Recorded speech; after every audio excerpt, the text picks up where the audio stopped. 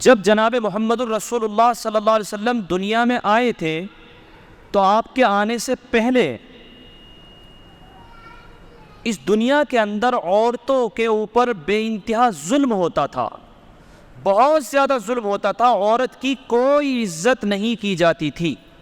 بس عورت استعمال کی چیز سمجھی جاتی تھی اور نسل چلانے کا ذریعہ سمجھا جاتا تھا اس کو۔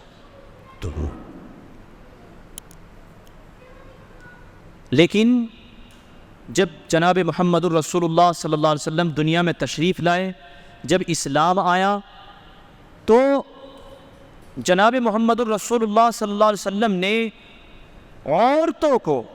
بے انتہا عزت دلائی، اور جتنی عزت جناب محمد الرسول اللہ صلی اللہ علیہ وسلم نے عورتوں کو دلائی، ساری دنیا بھی مل کر کے عورتوں کو اتنے حقوق ان کے دلانا چاہے، آج چاہے کتنا شور مچاتے رہے، نہیں دلا سکتے۔ اور کس طرح لوگوں کو اس بات پر اجاگر کیا۔ کبھی جناب محمد رسول اللہ صلی اللہ علیہ وسلم نے بیٹیوں کی فضیلتیں بتائی کہ اگر اللہ نے کسی کو تو بیٹیاں دی ہوں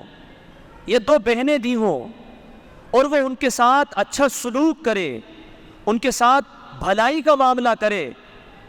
اور وہ ان کی بہترین جگہ شادی کرے، ان کی دیکھ ریکھ کرے، تو وہ اور میں جنت میں اس طرح ہوں گے۔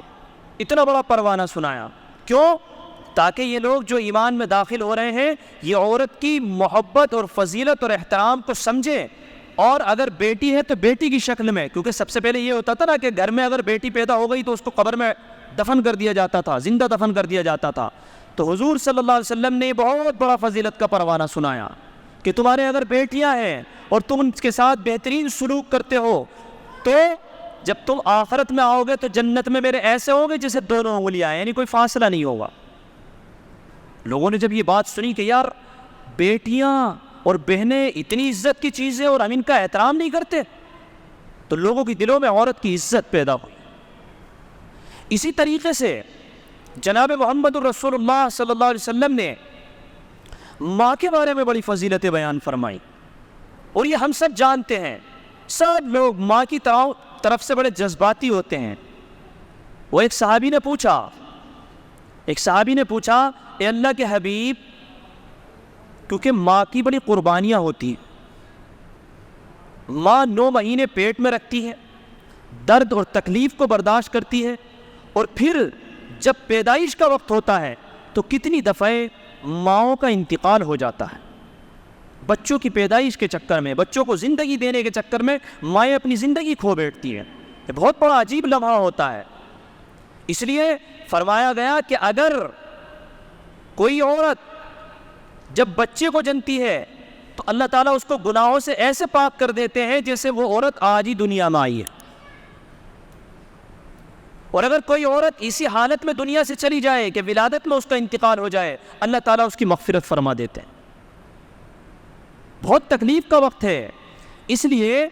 جناب محمد الرسول اللہ صلی اللہ علیہ وسلم سے جب پوچھا گیا،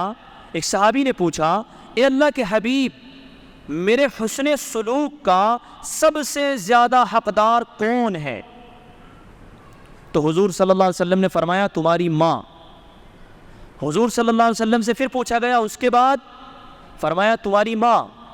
پھر پوچھا گیا کہ اس کے بعد، فرمایا تمہاری ماں۔ 3 مرتبہ حضور صلی اللہ علیہ وسلم نے بیان فرمایا تمہاری ماں، اور چوتھی مرتبہ جب معلوم کیا گیا تو حضور نے فرمایا تمہارے ابا، تمہارا باپ پھر حسن سلوک کا زیادہ حقدار ہے۔ کیوں؟ کہ حضور صلی اللہ علیہ وسلم عورتوں کو ان کے حقوق دلا رہے تھے، ان کی عزتوں کو بڑھا رہے تھے، کہ جس عورت کو صرف استعمال کرنے کا ذریعہ لوگ سمجھتے تھے، اس عورت کی عزت اور احترام بڑھانے کے لیے حضور صلی اللہ علیہ وسلم نے یہ باتیں بیان فرمائی۔ فرمایا پھر اس کے بعد، تو فرمایا جو قریبی رشتہ دار ہو، پھر جو قریبی رشتہ دار ہو، پھر جو قریبی رشتہ دار ہو، تو جس طریقے سے قربت کا معاملہ ہوگا وہ اسی اعتبار سے حسن سلوک کا زیادہ آپ کے حقدار ہوگا۔ تو یہ بات جناب محمد الرسول اللہ صلی اللہ علیہ وسلم نے بیان فرمائی ہے، ماؤں کی فضیلتیں بیان فرمائی ہیں۔ اسی طریقے سے آپ نے ایک وہ واقعہ بھی سنا ہوگا، ایک صحابی ہیں، نام مجھے ذہن میں نہیں آ رہا، کہ انہوں نے ماں کی بڑی خدمت کی، جس کی وجہ سے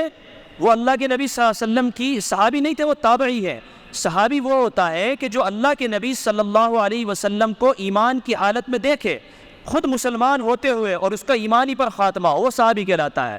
لیکن وہ اپنی ماں کی خدمت کی وجہ سے جناب محمد رسول اللہ صلی اللہ علیہ وسلم سے ملاقات نہیں کر سکے، تو حضور صلی اللہ علیہ وسلم نے صحابہ سے بیان فرمایا تھا کہ ایک شخص ہے، وہ آئے گا، اس سے دعا کرانا، اس لیے کہ اس نے ماں کی اس طرح کی خدمت کی ہے کہ اگر وہ اللہ سے کچھ دعا کرے تو اللہ اس کی دعا قبول کرتا ہے۔